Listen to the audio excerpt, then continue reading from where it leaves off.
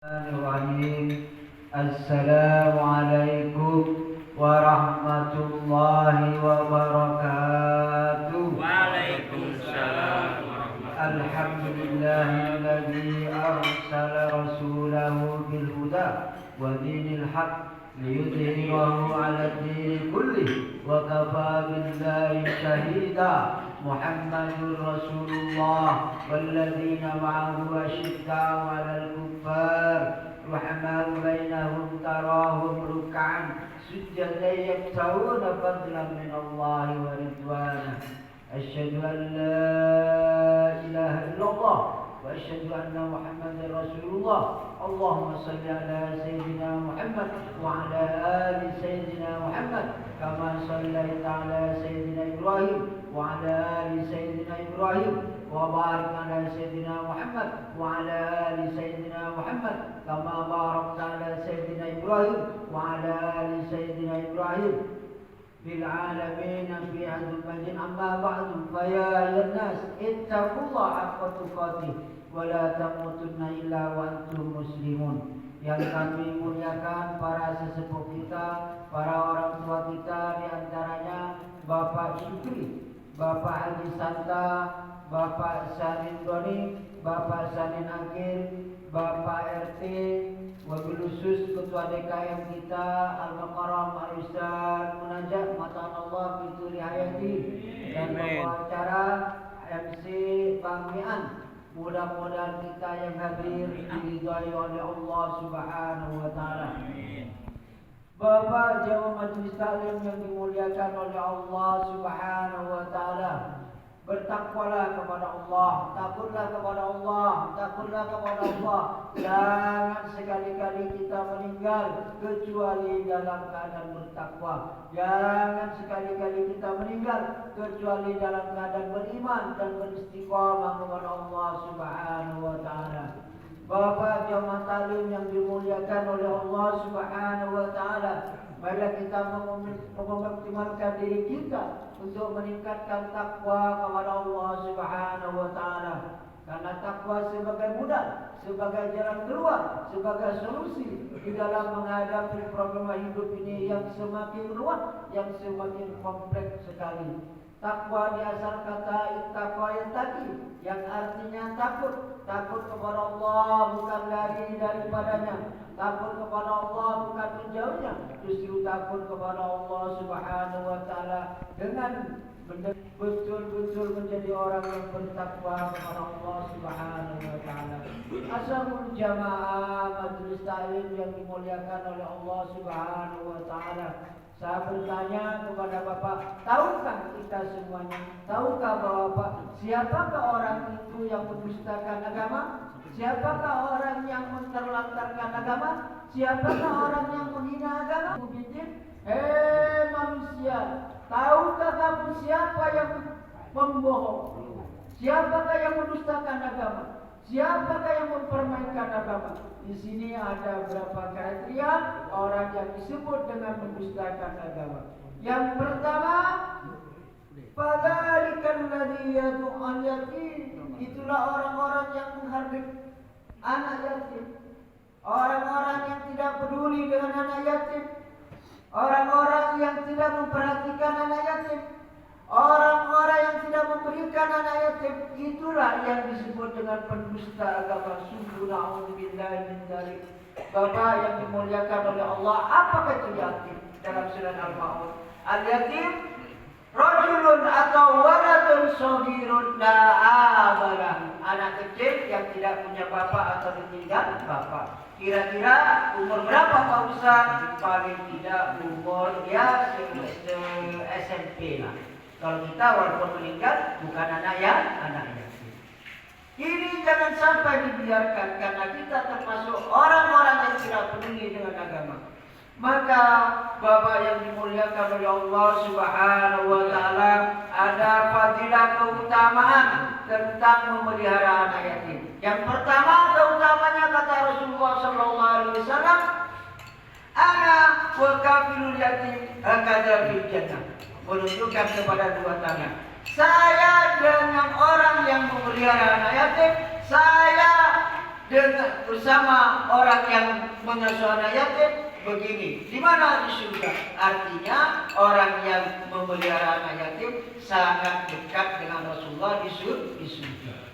Ini kalau sudah kita memelihara anak yatim, pasti insya Allah bersama Rasulullah. Itu keutamaan pertama. Keutamaan kedua kata Rasulullah, barang siapa memberikan makan dan minum sampai kenyang kepada anak itu, pasti kita masuk surga. Mudah-mudahan itu kita lakukan.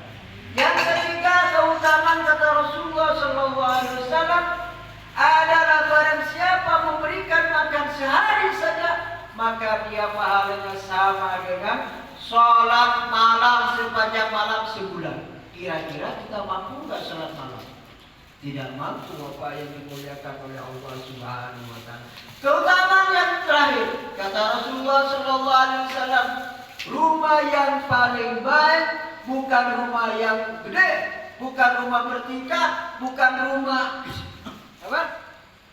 Ada AC-nya, bukan rumah ada halaman luasnya, bukan rumah yang ada banyak mobilnya, bukan. Siapa yang dikatakan yang paling baik rumahnya itu adalah rumah yang di dalamnya terdapat anak.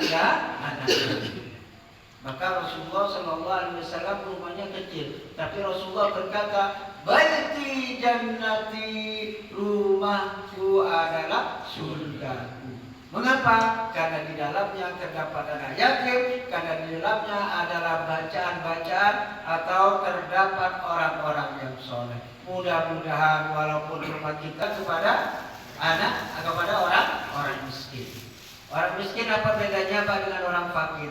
Kalau orang fakir itu masih punya, fakir bisa bukan fakir harta, fakir ilmu bisa, fakir harta juga. Tapi kalau miskin memang nggak punya harta. Ini yang perlu kita perhatikan. Adakah di sini yang miskin, yang sehari-hari tidak bisa makan? Pada Rasulullah ditanya oleh sahabat, ya Rasulullah, bukan sahabat bertanya kepada Rasulullah, ya Rasulullah, saya ini orang miskin. Rasulullah bertanya kembali, apakah kamu punya makanan 3 hari? Punya ya Rasulullah. Apakah kamu punya makanan 2 hari? Punya ya Rasulullah. Apakah kamu punya makanan 1 hari? Punya Rasulullah. Berarti kamu kaya. Orang miskin itu tidak punya makan hari ini.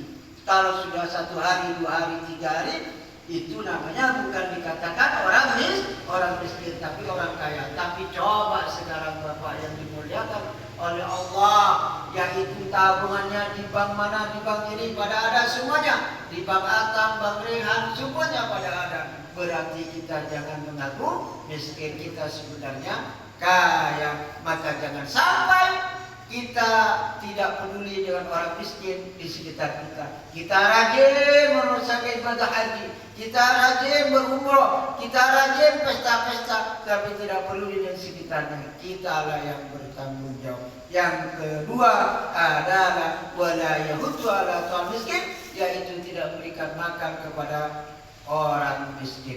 Sedangkan yang ketiga, orang yang disebut mendustakan agama di dalam surat Al-Maun, fawailul lil musallin, adalah celaka bagi orang sholat. Lah, Pak Ustaz, kok orang sholat celaka? Mengapa orang sholat celaka? Orang sholat beribadah kok celaka? Apalagi tak sholat. Maka dijawab oleh Allah Subhanahu wa Ta'ala, yaitu alladzina hum an sholatihim sahun, karena mereka sholatnya lalai. Mungkin bacanya salah, mungkin wudunya tidak benar, mungkin tumaninanya tidak benar, maka itu disebut celaka. Asal ikut jemaah, padahal tidak tahu apa artinya jemaah, tidak tahu bacanya, dan ngambek-ngambek kalau ditegur, sungguh na'udzubillahi min dzalik. Jangan sampai terjadi kepada kita, Bapak. Ada sebuah cerita di dalam masjid itu ada 2 orang. Satu adalah sholat, yang satu adalah tidur. Tahu-tahu iblis itu datang ingin menggoda. Secara akal, secara logika, kira-kira iblis menggoda yang mana, Pak? Yang tidur apa yang sholat? Seharusnya kan yang tidur. Masjid tempat tidur, bukan tempat sholat. Tetapi mengapa iblis itu takut kepada orang yang tidur, malah berani kepada yang sholat? Setelah ditanya, kunaon ya iblis, sia itu menggoda orang yang sholat. Karena orang sholat itu dia lalai, tidak tumanina, bacanya tidak benar, asal sholat dia orang bodoh. Kenapa kamu tidak berani kepada orang tidur? Orang tidur itu adalah orang alim, orang yang khusyuk kalau ibadah dan lain sebagainya. Maka hati-hati Bapak yang dimuliakan oleh Allah, jangan sampai kita beribadah sholat 5 waktu disebut dengan fawailun, yaitu disebut celaka. Nauzubillahi min dzalik. Kita rajin sholat, rajin beribadah, rajin pengajian, tetapi kita lalai sehingga kita dikatakan sholatnya celaka. Kemudian yang selanjutnya, yang keempat, yang disebut dengan pendusta agama, yaitu alladzina hum yura'una. Adalah orang-orang yang riya, yaitu pamer. Pamer apa? Pamer harta. Pamer termasuk pamer ibadah. Hati-hati. Jangan sampai di dalam hati kita yang paling baik ibadahnya, kita yang paling benar ibadahnya. Mentang-mentang orang gak sholat, dia gak sholat, pasti masuk neraka. Gak boleh begitu. Belum tentu yang sholat itu. Jangan sampai kita menjadi orang yang riya, pamer. Nauzubillahi min dzalik, sampai menyalah-nyalahkan orang. Kita memang kadang-kadang tidak diterima ibadah kita karena faktor riya, beribadah kepada Allah Subhanahu wa taala. Sebab para sahabat itu pernah ditanya oleh Allah Subhanahu wa taala, yang masuk neraka katanya ada berapa golongan? Ada orang alim, ada orang ibadah, ada orang ahli sedekah. Ketika ditanya, ya Allah, apa kamu lakukan di muka bumi? Saya rajin sholat, saya rajin ibadah. Tapi Allah berkata, kadzabta, kamu sudah bohong. Karena kamu sholatnya itu bukan karena Allah. Karena siapa? Karena manusia, karena pamer. Nauzubillahi min dzalik. Kemudian yang kedua, kemudian ahli ilmu, ya Allah Subhanahu wa taala, kami ini ahli ilmu, pasti kami masuk surga. Kadzabta, kamu bohong. Kamu menuntut ilmu karena ingin dilihat orang lain, karena dipuji oleh orang lain, karena bukan karena Allah Subhanahu wa taala. Itu. Kemudian ahli sedekah, apa yang kamu lakukan? Maka akan tabiat itu dia, apa yang kamu lakukan di dunia ini? Saya selalu bersedekah ya Allah. Tapi kata Allah, kadzabta, bohong kamu.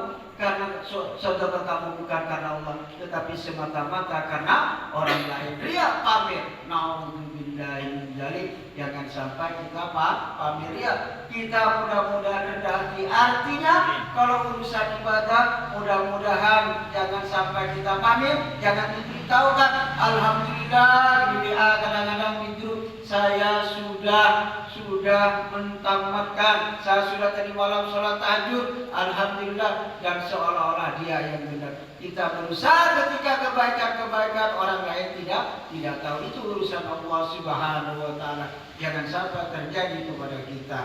Kemudian yang terakhir, wa yamna'unal ma'un, yaitu menjadi orang yang pelit, yang menahan hartanya. Sulit hanya diminta sumbangan, kita tidak mau. Jangan sampai terjadi kepada kita Bapak yang dimuliakan oleh Allah. Itulah orang-orang yang mendustakan agama. Itulah orang yang membiarkan agama, tidak peduli dengan agama. Jangan sampai terjadi kepada kita. Jangan sampai terjadi. Di antaranya juga kita ketika agamanya dicaci maki, kemudian kita diam. Ketika ustaznya dipermainkan, kita diam. Ketika habibnya dihina, kemudian kita diam. Itu juga sama dengan mendustakan agama, sama juga menghina agama. Seharusnya kita harus bangkit dan bangkit. Itu jauh Pak Ustaz, itu di Jakarta. Kita undur-undur saja demo tidak mau untuk kebaikan, hanya diam diri saja. Itu tidak pantas bagi kita sebagai orang Islam. Bapak dan saudara-saudara yang dimuliakan oleh Allah Subhanahu wa taala, saya tidak panjang kalam. Mudah-mudahan dengan surat Al-Ma'un ini, mudah-mudahan kita sadar semuanya, dan mudah-mudahan pengajian pada malam ini dirahmati oleh Allah, diberkahi oleh Allah Subhanahu wa taala. Insyaallah hujan yang deras, kemudian angin yang kencang, langkah kaki kita dan becek ini mudah-mudahan menjadi saksi di hadapan Allah Subhanahu wa taala untuk memberat timbangan kebaikan kita, sehingga amal kita menjadi besar. Apapun yang terjadi kalau datang ke pengajian kita itu ngantuk, insya Allah berpahala. Maka semakin hujan, jangan kendor-kendor, terus jalan. Saya juga walaupun hujan, kalau sudah ada janji tadi sore, Pak Ustaz malam bisa, insya Allah saya bilang itu hujan apapun kita jalankan selama kita sehat. Itulah Bapak, karena tidak sia-sia. Ini yang luar biasa. Jangan semakin hujan kemudian semakin mau keluar pengajian, apalagi tangannya sudah ditadangkan gitu, ini hujan dan sebagainya. Pokoknya harus tetap berjuang di jalan Allah, Ini saja yang perlu kita sampaikan. Kurang dan lebihnya mohon maaf. Wabillahi taufiq wal hidayah. Wassalamualaikum warahmatullahi wabarakatuh.